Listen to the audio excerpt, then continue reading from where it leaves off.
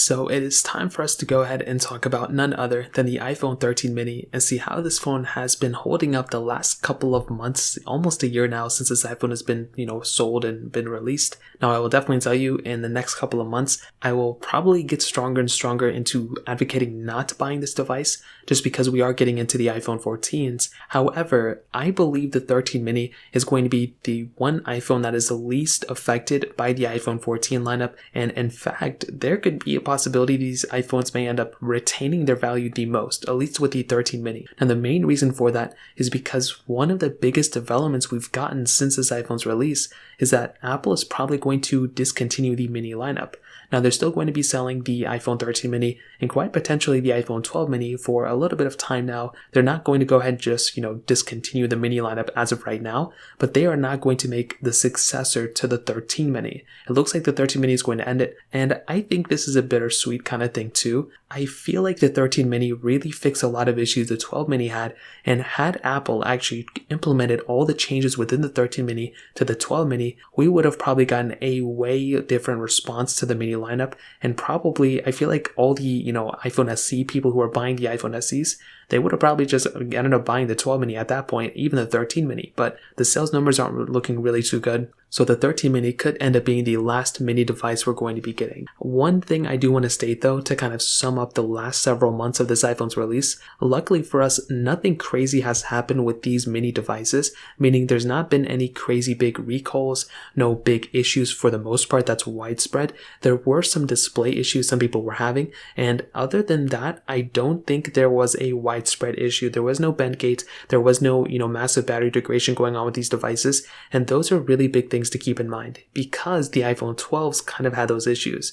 They also had some sort of, display issue as well, which was pretty crazy. But luckily for us, the mini lineup for this specific 13 doesn't really look like we're having that, big of an issue, which is really good. On top of that, the price tag of this thing has stayed consistent at $699, so nothing has changed there. There weren't really any, trade-in programs. There's still always a trade-in program, but no crazy deals, no price decreases yet, which is typical. In the used market though, this is where things get interesting. I've seen a lot of these iPhones go for around $550, a little bit less than $600, which is usually typical, but this is where things get interesting. I personally believe that these iPhones are probably going to maintain their value even better than possibly even an iPhone 13, even an iPhone 13 Pro Max, because there's going to be successors to these devices. And since these Pro models, in my opinion, typically see the most amount of degradation in their price tag, mostly because there's the successor to these devices, and Apple discontinues these, iPhones, you can't really buy them anymore, it's not as good at holding its value compared to even the cheaper ones, which is always so crazy to think about. So in this case, the mini lineup,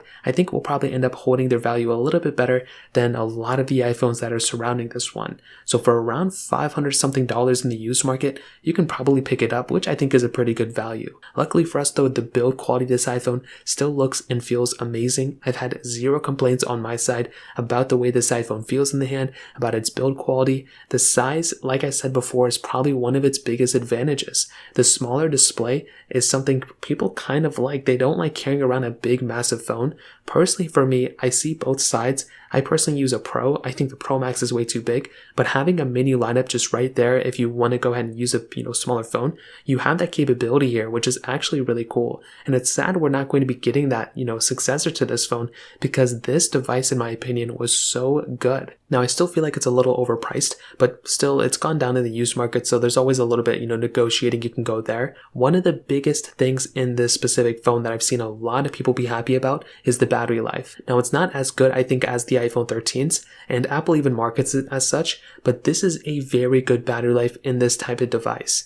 I think the battery life on this phone is probably the best thing for it, and I'm definitely going to say, without a doubt, thumbs up for me on the battery life. The battery size has also been increased from the 12 mini too, and throughout the last several months this iPhone's been out, and all the reviews and all the forum posts and everything, if I could consent size, whatever it is, compartmentalize the updates in this specific, phone, the battery life is probably one of the biggest assets for sure. I will say though, when it comes down to the camera setup, I really didn't find it to be, for any of the 13s, I haven't really found it to be the standout feature. I feel like there are other things within these phones that are the standout features for sure, but in this specific example, I feel like the iPhone 13 mini's camera is more or less the same as the 12 mini. We are getting cinematic mode, but other than that, like, I don't really use cinematic mode that much, and I've been talking about that in my other videos too. I don't really feel the need to go ahead and utilize cinematic mode all the time. It does work on devices. If you want to film a phone in the center and you want to blur out background, you can do that, and that's really cool. Unfortunately for me, I'm not really doing that often, so I have a DSLR for it. If I'm in a pinch, I like having that ability of, utilizing it there. I also do feel like the audio quality has been improved a little bit. Other than that, I feel like it's not really been a crazy big upgrade, but they did make a pretty big jump in terms of the diagonal camera and differentiating the previous models. So I think that's a smart thing they did. Other than that, I don't think the camera was that big of an upgrade, but I also don't think the display was an upgrade from the 12 mini. I don't think the body was an upgrade from the 12 mini, but that doesn't necessarily mean this phone wasn't a big upgrade. Just because it kind of looks the same exact thing as the previous model doesn't mean they didn't go and change up some big things internally. The battery life was the big issue. Everything surrounding the battery was not good. Battery degradation pretty much on all the models, and the battery life wasn't that great on the 12 mini, and Apple ended up fixing that on this phone. That in and of itself was a really big jump in my standpoint. But also they went ahead, gave us that Apple A15 Bionic chip inside of this thing with, the same amount of RAM, but it looks like Apple's not going to be doing that for the next generation of models. It looks like they're going to be, bringing the cheaper end, essentially the Mini and the Max, the, cheaper end base models. They're not going to be giving the newest chipset inside of those. It makes sense why they're doing it. It's a really smart business move, but this is one of those last devices that is in that specific example. So I think that's another really interesting thing. On top of that, the performance within these chipsets personally has been great. I have been using my 13 Pro. I've had amazing experience. I've been using my iPhone 13 and all these other iPhones. The performance has been awesome. And I will say my iPhone 13 is my secondary go-to device. I don't really use my mini devices at all, but the performance is the same. And I'm definitely going to tell you, great performance for sure. It has been one of those areas where I go ahead and just give a thumbs up to. And on top of that, if you're going to be using a phone for the next several years, this is a phone for you. This is probably the last smaller iPhone Apple's going to be making without, keeping in mind the SE lineup. And because of that, it just kind of makes sense to go ahead and recommend this phone to as many people as possible. Personally, I think the mini phone is really good. I think this 13 mini, it's held up extremely well for the last several months.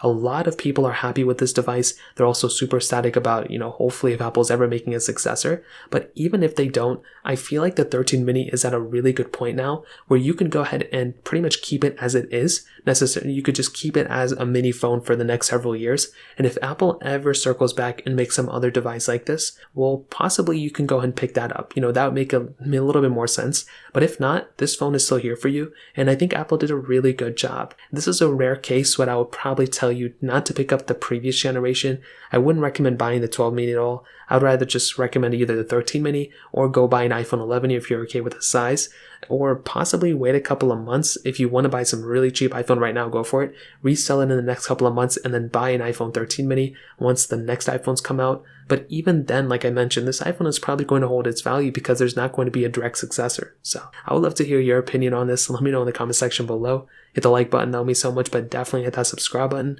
More importantly than everything else, I love every single one of you guys. Hopefully I'll catch you guys in the next video. Peace out till then.